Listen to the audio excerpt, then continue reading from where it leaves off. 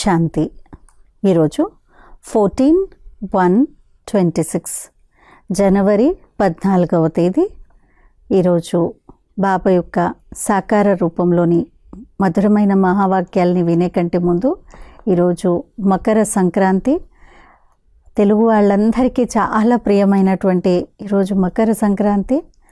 మరి దీంట్లో సూర్యుడి యొక్క గమనము మరియు భూమి యొక్క గమనము, ఈ పండుగ ఎందుకు ఇంత స్పెషల్, వీటన్నిటి గురించి వీడియో తయారైంది. తప్పకుండా ఆ వీడియోని మీరు చూడగలరు. ఇతరులకు కూడా ఈ ఆధ్యాత్మిక విశిష్టతను అందరి దాకా చేర్చగలరు. మరి రోజు బాబా యొక్క సాకార రూపంలోని మధురమైన మహావాక్యాలని విందాము. మధురమైన పిల్లలు, అడుగడుగులోనూ బాబా శ్రీమతంపై నడుస్తూ ఉండండి. ఒక్క బాబా నుండే వినినట్లయితే మాయా యుద్ధం జరగదు. అడుగడుగులోనూ బాబా శ్రీమతంపై నడుస్తూ ఉండండి. ఒక్క బాబా నుండే వినినట్లయితే మాయా యుద్ధం జరగదు. ఈరోజు ప్రశ్న, ఉన్నత పదవిని పొందేందుకు ఆధారం ఏంటి? ఏంటి ఆధారము? జవాబు, బాబా రెండు విషయాలు చెప్పారు. ఉన్నత పదవిని పొందేందుకు ఒకటి, బాబా ఇచ్చే ప్రతి డైరెక్షన్పై నడుస్తూ ఉండండి. బాబా డైరెక్షన్ లభించటంతోనే పిల్లలు దాన్ని ఆచరించాలి. ఇంకే విషయమో సంకల్పం వరకు కూడా రాకూడదు. రెండు, ఈ ఆత్మిక సేవలో నిమగ్నమైపోండి. మీకు ఇంకెవ్వరి స్మృతి కలగకూడదు. మీరు మరణిస్తే ప్రపంచమంతా మరణించినట్లే. అప్పుడే ఉన్నత పదవి లభించగలదు. ఆత్మయే మరుగయి దునియా, ఇలా ఉంటేనే ఉన్నత పదవి లభిస్తుంది. ఈరోజు పాట, నిన్ను పొంది మేము సర్వస్వాన్ని పొందాము. తుమ్హే పాకే హమ్నే జహాన్ పాలియా హై. ఓం శాంతి. మధురాతి మధురమైన పిల్లలు ఈ గీతాన్ని విన్నారు. ఇది భక్తి మార్గం వారిచే గానం చేయబడ్డది. ఈ సమయంలో బాబా దాని రహస్యాన్ని వివరిస్తున్నారు. ఇప్పుడు మేము తండ్రి నుండి అనంతమైన వారసత్వాన్ని పొందుతున్నాము అని పిల్లలు కూడా భావిస్తారు. మన ఆ రాజ్యాన్ని ఎవరూ దోచుకోలేరు. భారతదేశ రాజ్యాన్ని ఎంతోమంది దోచుకున్నారు కదా. ముసల్మాన్లు దోచుకున్నారు, ఆంగ్లేయులు దోచుకున్నారు. నిజానికి మొట్టమొదట ఆసురి మతం ద్వారా రావణుడే దోచుకున్నాడు. చెడు వినకండి, చెడు చూడకండి అంటూ కోతుల చిత్రాన్ని ఏదైతే తయారు చేస్తారో దానికి కూడా ఏదో రహస్యం ఉంటుంది కదా. ఒకవైపు తండ్రిని గూర్చి తెలియని రావణుని ఆసురీ సంప్రదాయము, ఇంకొక వైపు పిల్లలైన మీరు. మీకు కూడా ఇంతకుముందు తెలియదు. బాబా ఇతడిని గూర్చి కూడా తెలియచేస్తారు. ఇతడెంతో భక్తి చేశాడు. ఇది ఇతడి అనేక జన్మల అంతిమ జన్మ. ఇతడే మొట్టమొదట నెంబర్ 1గా ఉండేవాడు, ఇప్పుడు పతితునిగా అయ్యాడు. ఇతడిని గూర్చి నాకు తెలుసు. ఇప్పుడు మీరు ఇంకెవ్వరి మాటను వినకండి. నేను పిల్లలైన మీతోనే మాట్లాడతాను. ఎప్పుడైనా ఎవరైనా మిత్ర సంబంధికులు మొదలైన వారిని తీసుకువస్తే వారితో ఏదో కొద్దిగా మాట్లాడతాను. బాబా పిల్లలతోనే మాట్లాడతారు, మిత్ర సంబంధికులతో ఏం చెప్పలేరు కదా, జ్ఞానం వినిపించలేరు. మొట్టమొదట విషయం పవిత్రులుగా అవ్వాలి. అప్పుడే బుద్ధిలో ధారణ జరుగుతుంది. ఇక్కడ నియమాలు చాలా కఠినమైనవి. 7 రోజులు భట్టీలో ఉండాలి. ఇంకెవరి స్మృతి రాకూడదు. అలాగే ఉత్తరాలు మొదలైనవేవి కూడా వ్రాయకూడదు అని ఇంతకుముందు చెప్పేవారు. ఎక్కడైనా ఉండండి, కానీ రోజంతా భట్టీలో ఉండవలసి ఉంటుంది. యోగం యొక్క తీవ్ర పురుషార్థం ఇది భట్టి అని అంటే. ఇప్పుడైతే మీరు భట్టీలో చదువుకొని మళ్ళీ బయటకు వెళ్తారు. కొందరైతే ఆశ్చర్యవంతులై వింటారు, కథాగానం చేస్తారు, అహో మాయా, మళ్ళీ పారిపోతారు. ఇది చాలా పెద్ద లక్ష్యము. తండ్రి చెప్పేదాన్ని ఒప్పుకోరు. మీరు వానప్రస్థులు, మరి మీరు అనవసరంగా ఎందుకు చిక్కుకొని ఉన్నారు? మీరు ఈ ఆత్మిక సేవలో నిమగ్నమైపోండి. మీకు ఇంకెవ్వరి స్మృతి రాకూడదు అని బాబా వానప్రస్థులతో అంటారు. మీరు మరణిస్తే మొత్తం ప్రపంచమంతా మరణించినట్లే. అప్పుడే ఉన్నత పదవి లభించగలదు. మీ పురుషార్థమే నరుడి నుండి నారాయణుడిగా అయ్యేందుకు. అడుగడుగులోనూ బాబా శ్రీమతంపై నడవలసి ఉంటుంది. కానీ ఇందులో కూడా ధైర్యం కావాలి. కేవలం నోటితో అనే విషయం కాదు. మోహపు బంధనం తక్కువేమీ కాదు. నష్టోమోహులుగా అవ్వాలి. నాకొక్క శివబాబా తప్ప ఇంకెవ్వరూ లేరు అని భావించాలి. మనం బాబా శరణును తీసుకుంటాము. మనం ఎప్పుడూ విషాన్ని ఇవ్వము. మీరు ఈశ్వరుని వైపుకు వస్తే మాయ కూడా మిమ్మల్ని వదలదు, ఎంతగానో వెంటాడుతుంది. ఈ మందుతో మొదట రోగమంతా బయటకు వస్తుంది, భయపడకండి అని వైద్యులు కూడా అంటారు కదా. ఇది కూడా అటువంటిదే. మాయ ఎంతగానో వేధిస్తుంది. వానప్రస్థ అవస్థలో కూడా వికారి సంకల్పాలను తీసుకొస్తుంది. మోహం ఉత్పన్నమవుతుంది. ఇవన్నీ జరుగుతాయి అని బాబా మొదటే తెలియజేస్తారు. ఎప్పటి వరకైతే జీవిస్తారో అప్పటి వరకు మాయా బాక్సింగ్ జరుగుతూ ఉంటుంది. మాయ కూడా రుస్తంగా అయ్యి పెహల్వాన్గా అయ్యి మిమ్మల్ని వదలకుండా వెంటాడుతుంది. ఇది డ్రామాలో రచింపబడి ఉంది. నేను ఎవరిపైనైనా కృపను ఎలా చూపిస్తాను?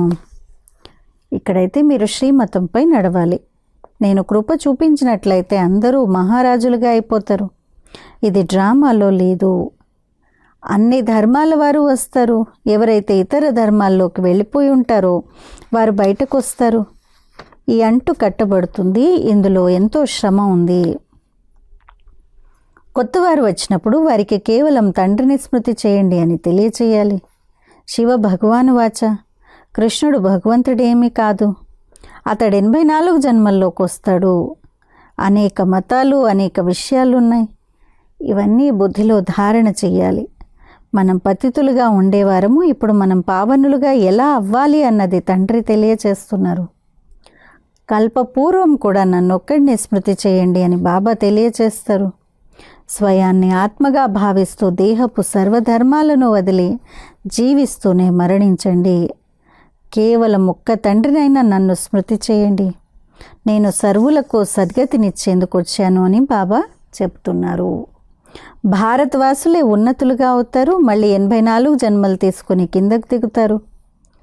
భారతవాసులైన మీరే ఈ దేవీ దేవతలను పూజిస్తారు అని చెప్పండి. వీరెవరు? వీరు స్వర్గాధిపతులు కదా. ఇప్పుడు ఎక్కడున్నారు? 84 జన్మలు ఎవరు తీసుకుంటారు? సత్యుగంలో దేవీ దేవతలే ఉండేవారు. మళ్ళీ ఇప్పుడు ఈ మహాభారత యుద్ధం ద్వారా అందరి వినాశనము జరగనున్నది. ఇప్పుడు అందరూ పతితులుగా తమో ప్రధానులుగా ఉన్నారు. నేను కూడా ఇతడి అనేక జన్మల అంతిమంలోనే వచ్చి ఇతడిలోకి ప్రవేశిస్తాను.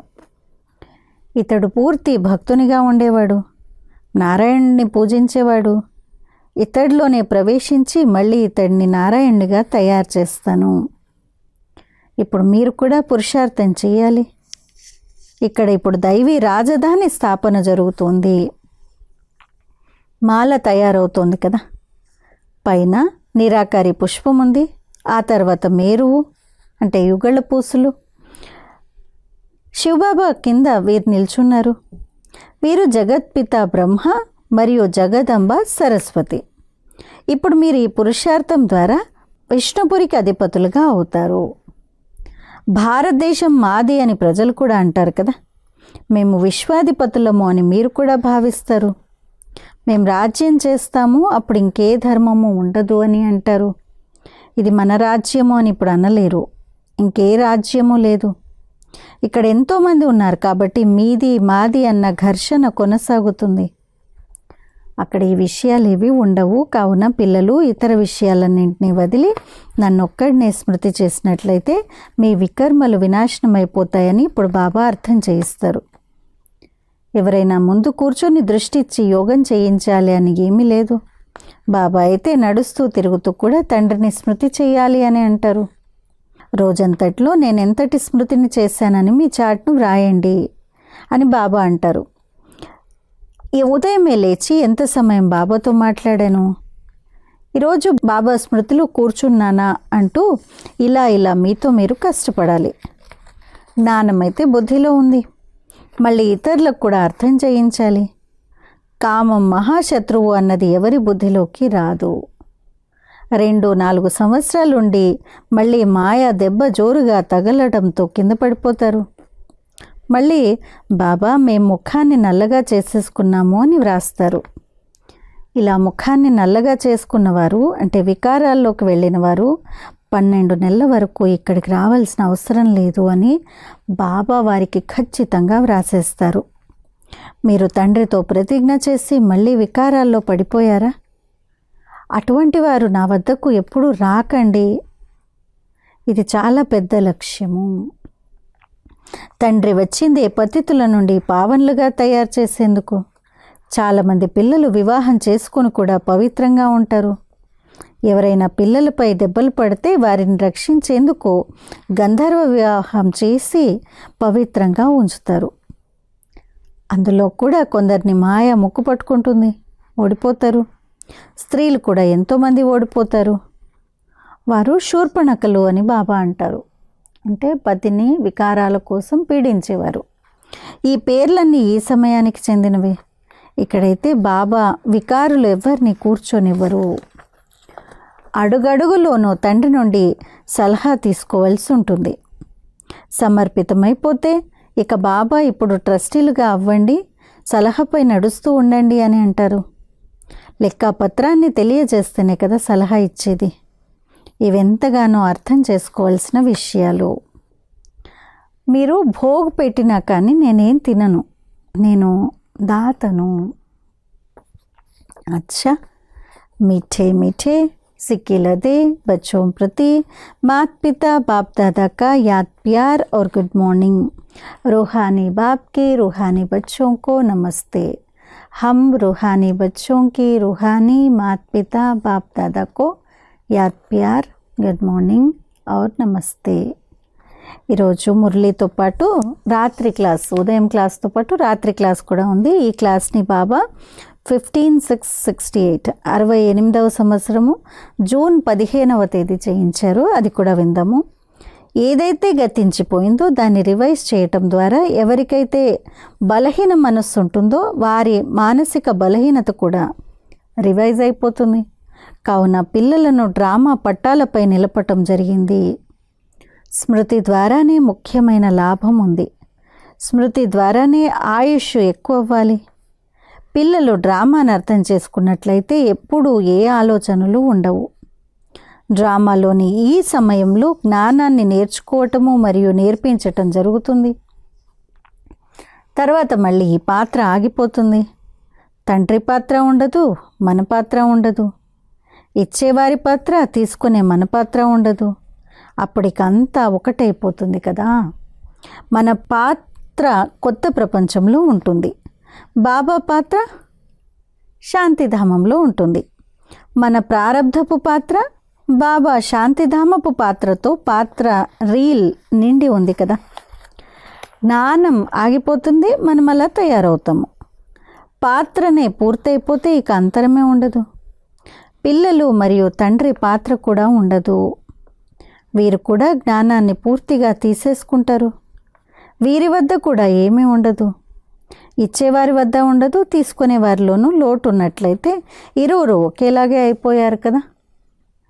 దీనిని గురించి విచార సాగర మంథనం చేసే బుద్ధి అవసరము. స్మృతి యాత్ర అనే పురుషార్థమే ముఖ్యమైంది.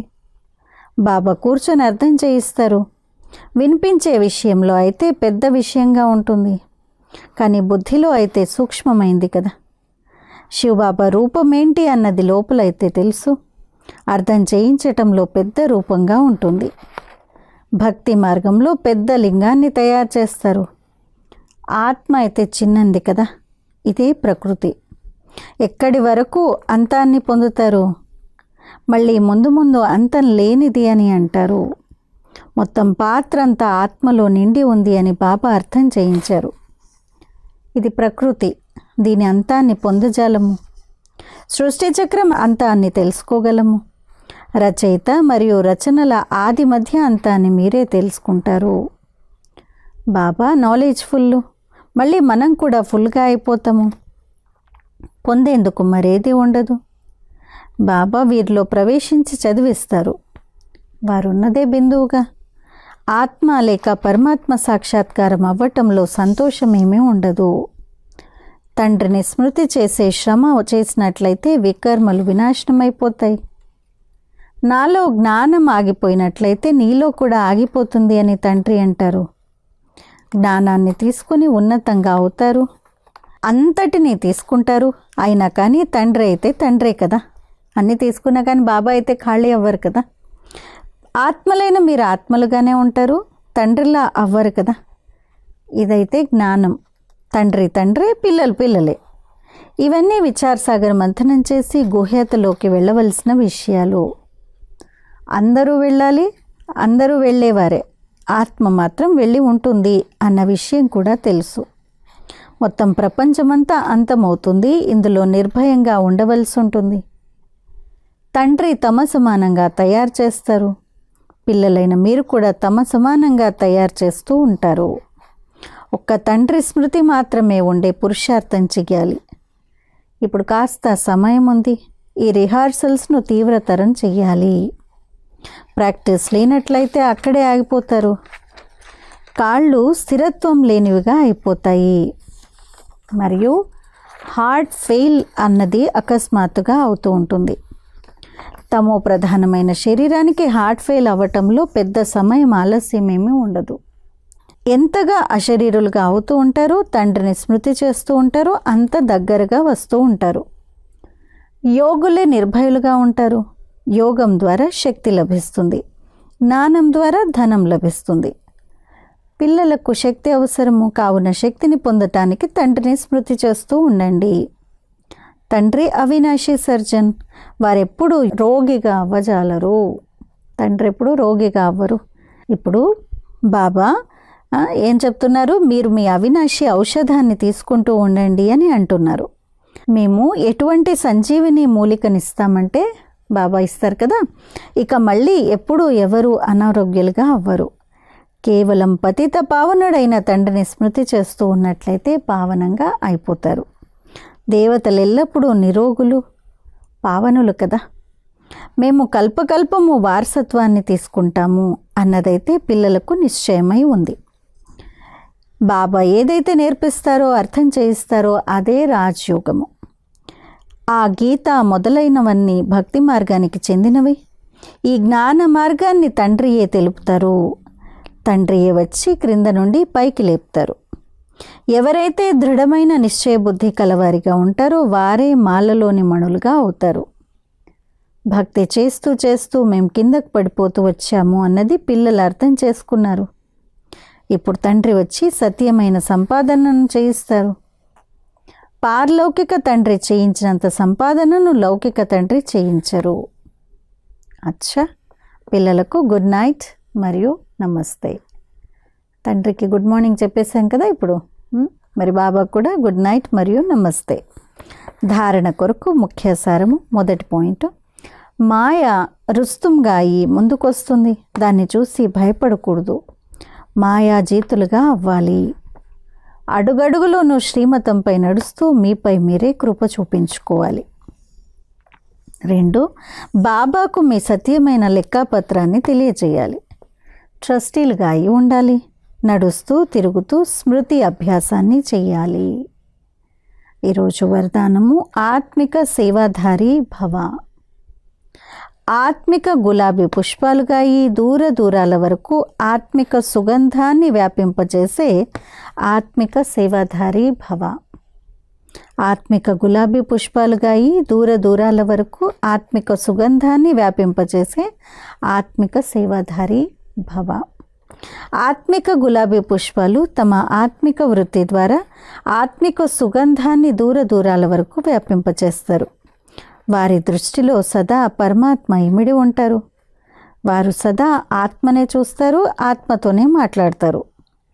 నేను ఆత్మను, సదా పరమాత్మ ఛత్రఛాయలో నడుస్తున్నాను. ఆత్మనైన నాతో చేయించేవారు పరమాత్మ.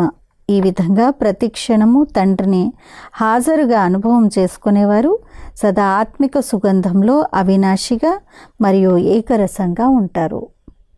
ఇదే ఆత్మిక సేవాదారుల నంబర్ 1 విశేషత. స్లోగన్, నిర్విఘ్నులుగా అయి సేవలో ముందు నంబర్ను తీసుకోవడము అనగా నంబర్ 1 భాగ్యశాలురుగా అవ్వటము. నిర్విఘ్నులుగా అయి సేవలో ముందు నంబర్ను తీసుకోవడము అనగా నంబర్ 1 భాగ్యశాలురుగా అవ్వటము. అచ్చా, అవ్యక్త ప్రేరణ. ఈ అవ్యక్త మాసంలో బంధనముక్తులుగా ఉంటూ జీవన్ముక్త స్థితిని అనుభవం చేసుకోండి. బ్రాహ్మణ జీవితంలో దేహ బంధనము, సంబంధాల బంధనము, సాధనాల బంధనము ఇవన్నీ అంతమైపోయాయి కదా. ఎటువంటి బంధనము ఉండకూడదు. బంధనం తన వశం చేసుకుంటుంది మరియు సంబంధం స్నేహ సహయోగాన్ని ఇస్తుంది. బంధనం వశం చేసుకుంటుంది, సంబంధం స్నేహ సహయోగాన్ని ఇస్తుంది. కనుక దేహ సంబంధీకులతో దేహం యొక్క సంబంధం వలన వచ్చిన సంబంధంగా ఉండకూడదు, కానీ ఆత్మిక సంబంధంగా ఉండాలి. ఇటువంటి బ్రాహ్మణుడు అనగా జీవన్ముక్తుడు. అచ్చా, ఈరోజు అవ్యక్త మాసం యొక్క స్పెషల్ హోంవర్క్. ఈరోజు స్వమానము. నేను బ్రహ్మబాబా సమానంగా సర్వబంధనాల నుండి ముక్తుడను మరియు జీవన్ముక్త ఆత్మను. ఈరోజు योगाभ्यासము. मैं ब्रह्मा बाप समान दैहिक संबंधों से न्यारी सदा आत्मिक संबंध में रहने वाली जीवन मुक्त आत्मा हूँ. परमात्मा स्नेह में समाते हुए सर्व को स्नेह की किरणें दे रही हूँ. నేను బ్రహ్మ బాబా సమానంగా దైహిక సంబంధాలతో అతీతంగా సదా ఆత్మిక సంబంధంలో ఉండేటువంటి జీవన్ముక్త ఆత్మను. పరమాత్మ స్నేహంలో ఇమిడిపోయి సర్వులకు స్నేహం యొక్క కిరణాలను ఇస్తున్నాను అనే అభ్యాసాన్ని చేద్దాము. మరి రోజు ధారణ. सर्व के प्रति आत्मिक स्नेह और आत्मिक संबंध से संपर्क में आना. సర్వుల పట్ల ఆత్మిక స్నేహము మరియు ఆత్మిక సంబంధంతో సంపర్కంలోకి రండి. ఇది ధారణ చేద్దాము. మరొకసారి ఈరోజు మకర సంక్రాంతి శుభాకాంక్షలు. వీడియోని కూడా తప్పకుండా చూడగలరు. అచ్చా, ఓం శాంతి.